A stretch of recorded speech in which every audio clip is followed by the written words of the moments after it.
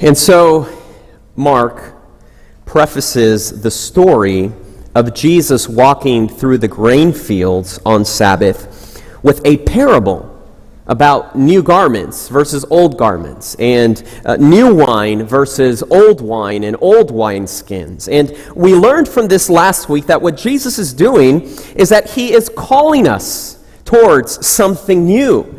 He is calling us to have new eyes, to have new ears, to have a new heart, to have new perceptions, to have new ideas. And I know that word there scares us a little bit. Maybe next week or maybe in the near future I'll preach about what the Bible says about new things, because I think sometimes we're a little hesitant when we come across new ideas. Maybe even, have you heard this term, new theology? Have you heard that? Oh boy, what's all that about? A new way to keep the Sabbath. What is that all about, right?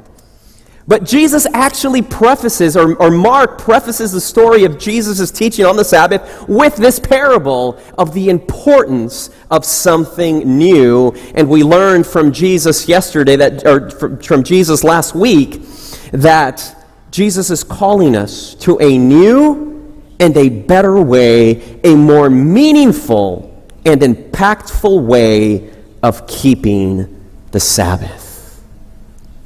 What could that be? That's what we're going to talk about today. Now, the truth is that what Jesus is doing and what Jesus is teaching is not something new. But through the years and years of tradition and neglect and perhaps apathy, the people of Israel, the Jewish nation in the time of Jesus, they had lost sight of the true meaning of the Sabbath. So what Jesus is doing is he's actually making the old things, he's making them new again. Isn't that interesting? And you'll see that what I'm about to say in this sermon really isn't new. What I'm about to say are old ideas, repackaged, made relevant, and meaningful for our day. Are you still with me, Newport Richie? Are you still with me? And so last week we saw that the Sabbath is a day not merely for resting, not merely for worshiping, but that the Sabbath is also a day for working. It's a day to work for the salvation of souls. In John chapter 5, Jesus says, "My Father works on this day." That is on the Sabbath day. Jesus says, "My Father works on this day." And Jesus says, "And I too work." You see, Newport Richie, sin doesn't take a break on Sabbath. People don't stop hurting just because it's Sabbath. People don't start suffering just because it's Sabbath. And in the book, The Desire of Ages, chapter 29, and I encourage you to read that chapter. Chapter 29 is a chapter on the Sabbath. In that chapter, it says that the Sabbath should be a day for relieving the needs of men, women, and children. Just think about that. What are the needs that our community has that can be relieved on the Sabbath? What are those needs? The Sabbath is a day for relieving the needs of men, women, and children. The Sabbath is a day for helping those who are suffering. The Sabbath is a day for feeding the hungry. The Sabbath is a day for seeking the lost. The Sabbath is a day for relieving the wants and the woes of mankind. Did you hear that there? I mean, that category is so broad. The wants and the woes of man. Not even there, but she uses this term. Ellen White uses this term, which makes me even wonder how she's really using this term or what she means by using this term. But she says the Sabbath is a day to care about the rights of every human being. Wow. Isn't that something?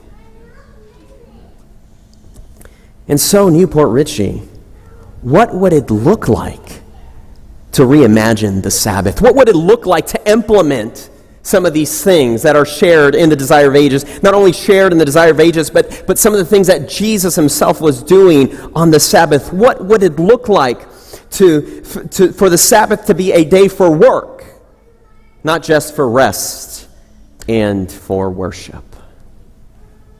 What would that look like? Well, here's some ideas.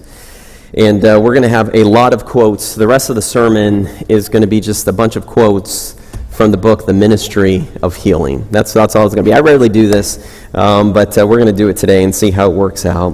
What would it look like to have the Sabbath reimagined? Are you ready for these quotes? They're going to come at you fast, and it's going to be a lot. I think I got like 38 slides, so get ready for them. Hopefully we'll be finished in hopefully a few minutes. Okay. What would it look like to have the Sabbath reimagined? This is from page 143 of the Ministry of Healing. There is need of coming close to the people by personal effort. There's a need to come close by personal effort. And look at this one here. So I said my sermon shouldn't be too long today. What does she say?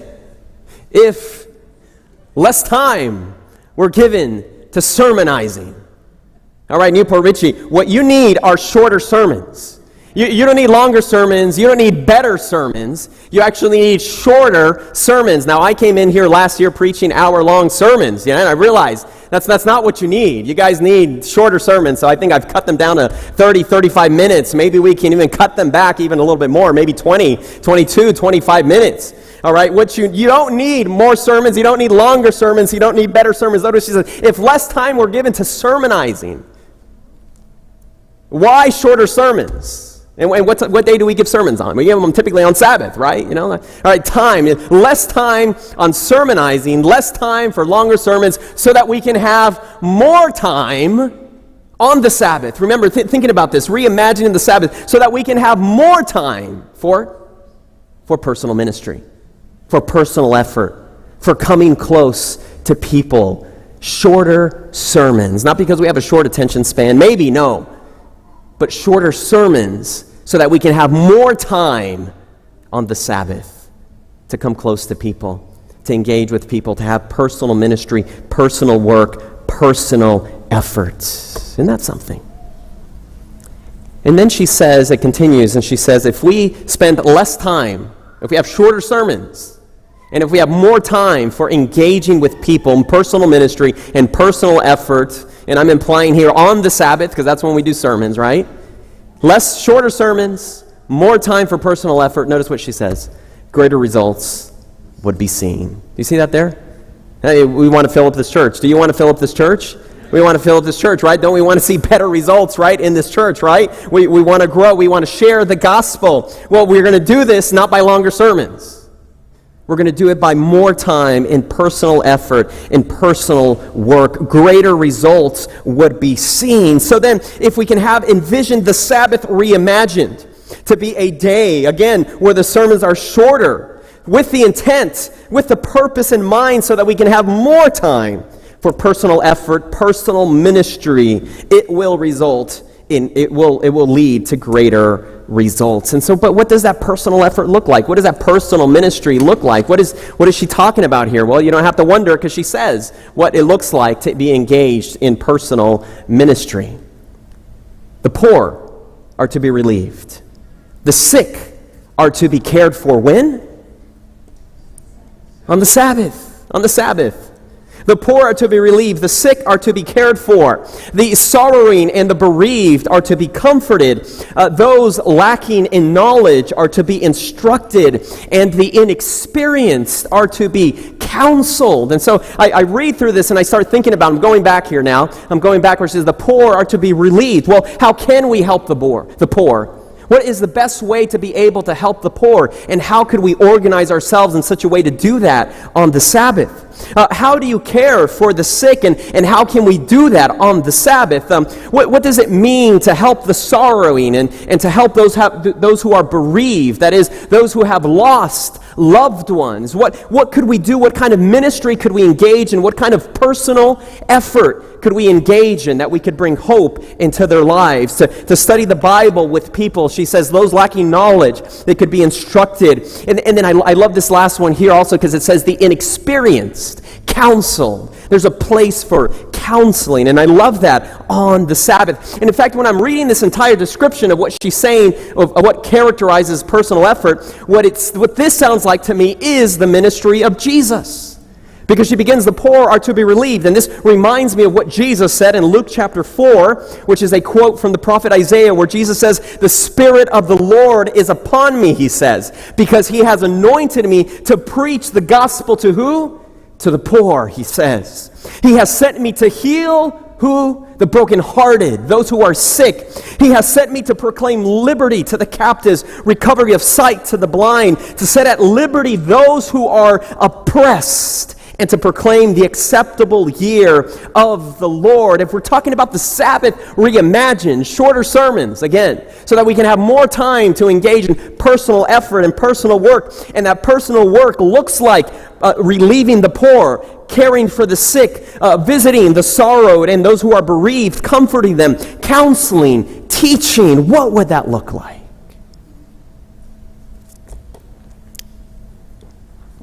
The quote continues. The Church of Christ is organized for what? Service. There it is again. For service, for personal effort, for working. And again, the church, I think about, remember, this is about reimagining the church. When do we gather together the church? It's on Sabbath, right? So this is why this is important, right? The church, Sabbath, less sermons on Sabbath, more time on Sabbath for helping others. And then she says, it's watchword. That's an old word. I think it's a military word. The watchword of the church is ministry. And that word there, ministry, in the Greek, it means diakonos. That's the word that's translated over and over again in the Greek is diakonos, and it's a verb. It's those who do. It's those who help. It's those who serve. It's those who minister. And it's not only limited to the actual office of the deacon and the deaconess. It's a term that is used for everyone, for all the believers. All those who believe in Jesus Christ should be deaconing. They should be helping. They should be serving. They should be engaged in ministry. It says it's a watchword. The church's guiding principle, that is, everything that we do, the church does, is about service to others. That is, we, the church, we provide services to the community. Are you following me here? When? On the Sabbath. We provide services to the community. We are providing something of value to the community. It's going to get a little harder here right now. I'm going to say something. I don't want you to take it the wrong way. But when I ask myself, I say, so why aren't people coming to our church? Why isn't the church filled? Why aren't people coming here? Maybe, and I hope it's not too harsh, maybe it's because we have nothing to offer our community.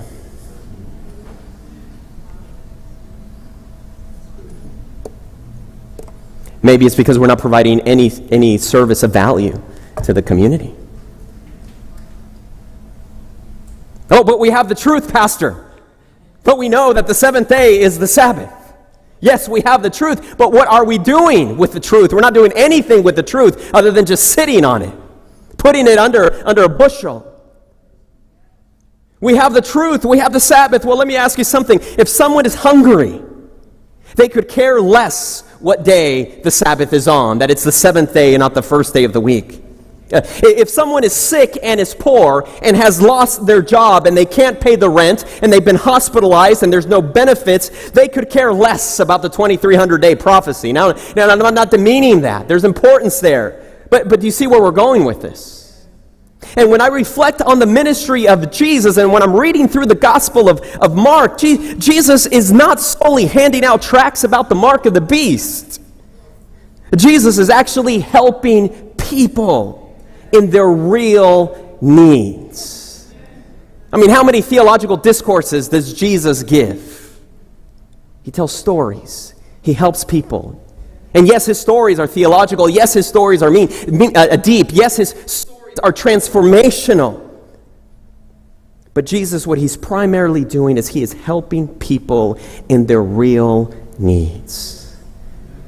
And so, Newport Richie, what are the needs in our community? What are the needs in our surrounding area?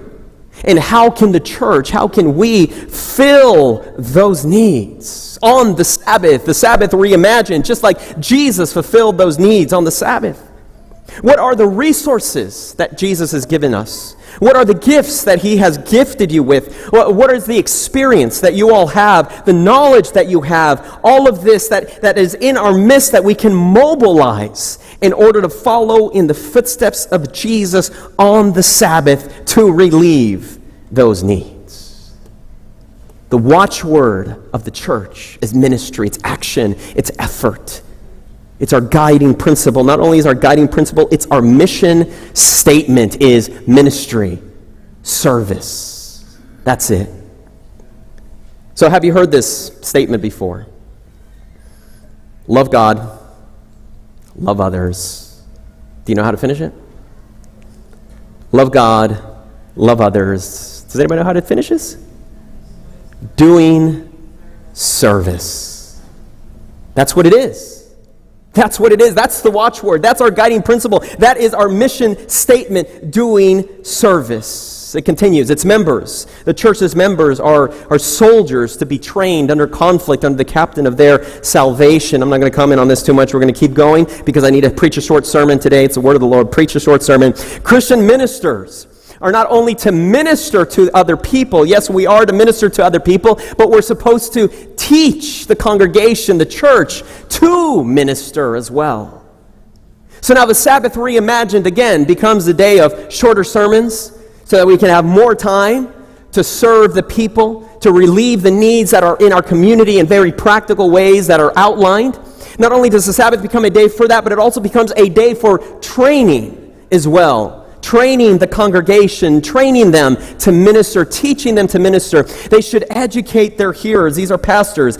Educate their hearers to impart principles of truth so that you can share the truth with other people. Truth that is not imparted loses its life-giving power. So let me share this with you here in that podcast, and I encourage you to listen to that podcast that Pastor Javier Diaz interviewed Martin Doblmeier, because Javier Diaz, he asks him, so having worked with Adventists for so many years now, doing 3 documentaries on them and interviewing them even for this documentary on the Sabbath, Martin, what is your impression about Seventh-day Adventists, in comparison to other denominations? And Martin replied, and he said this, he said, well, what I've learned by working with Seventh-day Adventists is that I've learned, and this is probably spending his time out in Loma Linda, he says, I've learned that Adventists, on average, live 8 to 10 years longer than the rest of the population.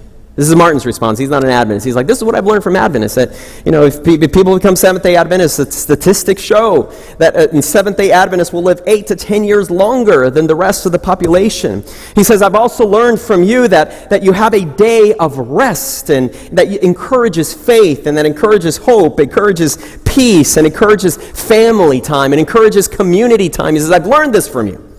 So you live 8 to 10 years longer than the rest of the population. You have a day that focuses on community. And then he says, and the third thing that I've learned from you is that you have an educational system that is the largest Protestant educational system in the entire world, and that educational system promotes upward mobility.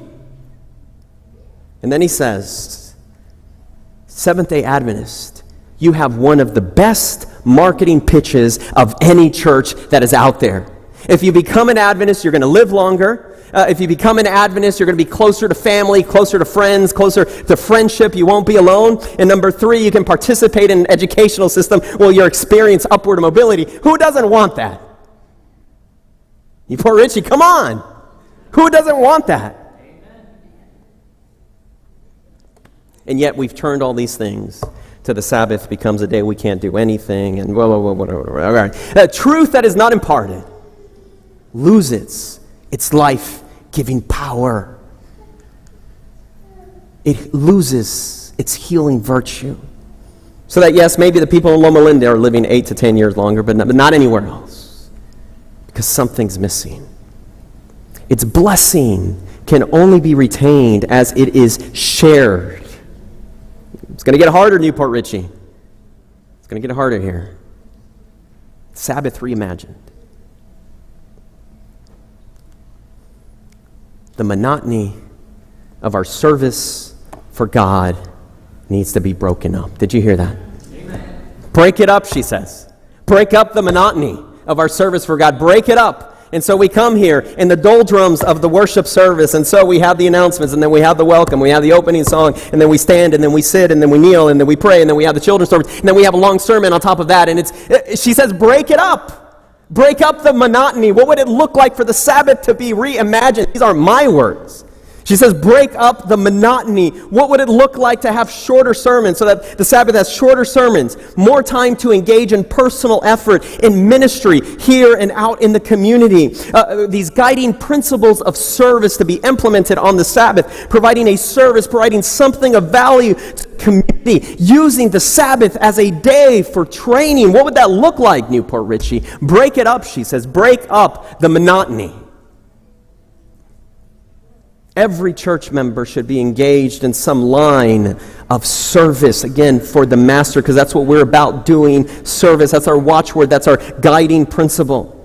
Every church should be a training school, again, for Christian workers. Its members should be taught how to give Bible studies. Bible readings is what she called them. So what if we had a worship service one day and I preached a 2-minute sermon, because we need shorter sermons, right? Not longer sermons. And then we engage the rest of the time in training and teaching.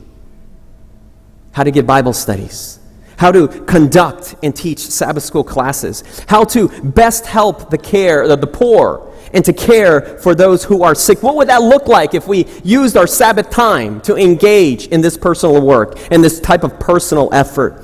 How to work for the unconverted. There should be schools for health and cooking schools and classes and various lines of Christian help work. And that's the end of the sermon. That's the end of the sermon. Newport Richie, the Sabbath reimagined, the church reimagined. Let me say it one more time.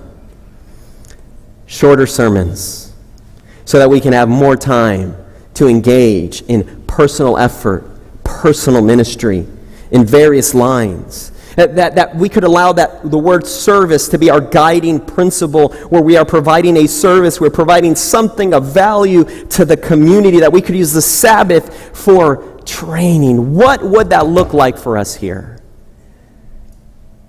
Are we ready for it?